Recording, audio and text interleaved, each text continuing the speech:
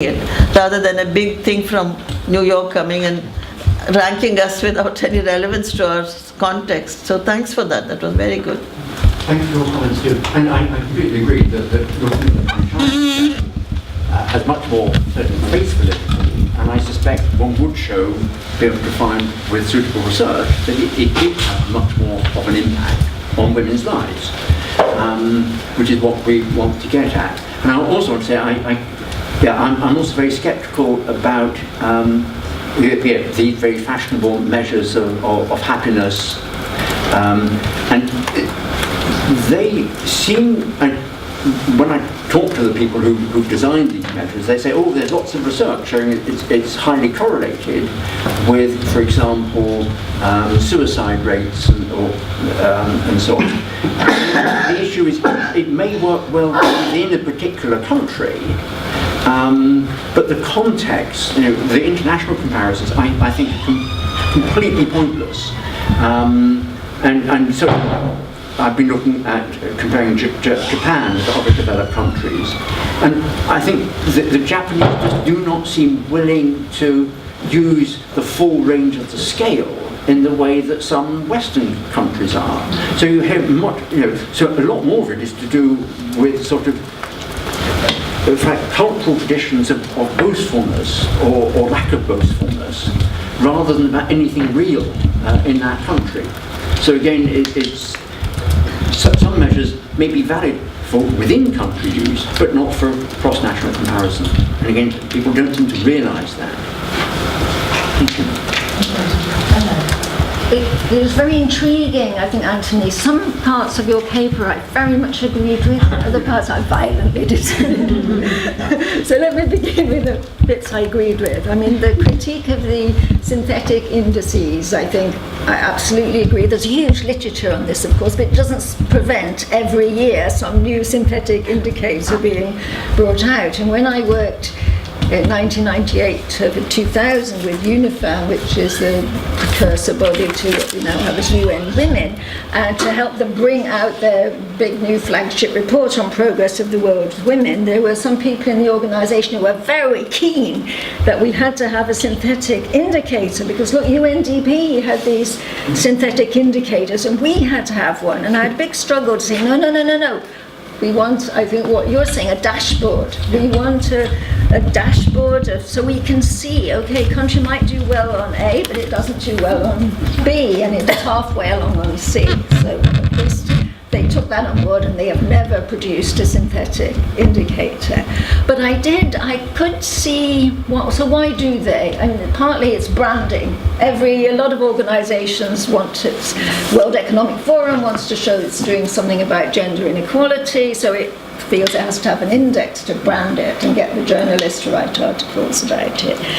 But the one case when I had pause for thought was when I learned about the case of Japan, which always came at the top in the human development indices, and then when they had the GDI and the GI and the GEM, Japan went down. And I was told by women in Japan, that really made our government start to think about it needed to do something different on gender equality policy, because how could Japan not be coming near the top? They always came near the top. And so I could see it's more the politics of the synthetic indicator, because it gets all that public attention, that it may be a lever. It was in Japan, I was told, for getting new laws on discrimination in the workplace and a new plan for gender equality and so forth. But I completely agree with the points you made about the problems of synthetic indicators. I would disagree with you, I think, is in framing the issues in terms of concepts like treatment and choices and work on this. I mean, look, Anne Phillips at the LSE has written, I think, very brilliantly about the issues of equality of outcome. And I think we can't take concepts like choice and preferences and treatment at face value. We just have to unpack them. In a way, that's what Amartya Sen did when he introduced the capabilities approach, on the grounds that people's what was it? People cut their coat according to the cloth that's available. In other words, adaptive preferences. People's preferences and choices are shaped by a context. So they're not an unproblematic starting point and benchmark. And I think in many cases it's not anymore the overt discrimination, the overt differences in treatment that's an issue. It's more these structural factors. We're going to have a session dealing with structural imbalances. I think these structural factors that lead to deeply unequal outcomes. And I think, for instance, the issue of money and whether you have your own money or your own land is linked to things like how vulnerable are you to domestic violence and how easy is it for you to walk away from a violent relationship, and there is research. So I think that's where I'd want to part company with you, and I would frame the issues differently. I was also thinking about, I've made the same criticisms about share of women in Parliament, what does it really tell us? But I wonder, has anybody suggested we should subject men's share of Parliament to the same test? And we should say, well, it would be an interesting research project. In those countries where men have a higher share of seats in Parliament, are they more likely to pass legislation that's helpful to low-income men? Or women.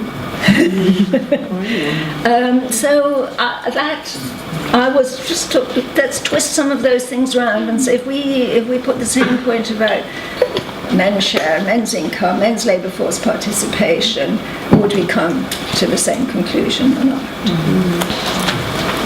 Are there any further? Oh, sorry, Anthony, I should give you. Well, these are complex issues, and I could talk much more length about the issue of choices and essentially where do the preferences come from. But then I think there is still an issue. Otherwise, it's in danger of just becoming circular, saying any inequality must be a consequence of some kind of some barrier and so on.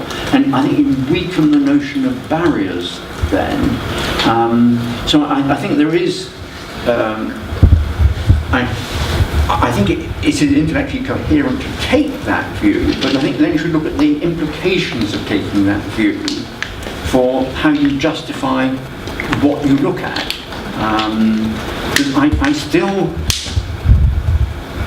I still don't quite see why women's labour force participation should be in these indices. So I think the answer to, I take your point that the preference is not just sort of autonomous and don't have a history, but why look at labour force participation as opposed to, say, unemployment rate? The unemployment rate seems to be much less equivocal because there are people who want work and they're not getting it. But meaningless in developing countries, the unemployment rate. Absolutely. Again, it's a bit like money income, and I think some of these concepts do not travel particularly well. But so I think there's still an intellectual problem. It's also a measurement problem. Unemployment rate is not easy to capture where the data is not being collected accurately. So whereas WPR is much easier. If there's an informal economy, then it's very unclear what it means. Yes, please. Thank you. Could you say who you are? Yes. My name's Fenella Porter, and I'm in the bio thing. Thank you for that, and really interesting. I share a lot of Diane's both appreciation of your kind of questioning of these indicators and also slight concerns about how we're framing the measurement of it. But I also wanted to ask whether there was a question about why, to me, important around because we can measure rates of literacy rests on why we're measuring it. So if we're measuring literacy rates in order to ascertain whether there are numbers of girls that have gone to school and perhaps reached certain primary level rates, what does that actually mean for them? It may make them equal to the boys in that respect, but I think I've referred back a little bit to what Devaka Jain was saying earlier about, does it help them to lay their own table? Does it help us to redefine the situation of girls in that context? Literacy rates are only often an indicator of the ability of girls to continue to exist within the same structural constraints. So I wondered whether you had any reflections on why we're measuring things as well as what we're measuring. Again,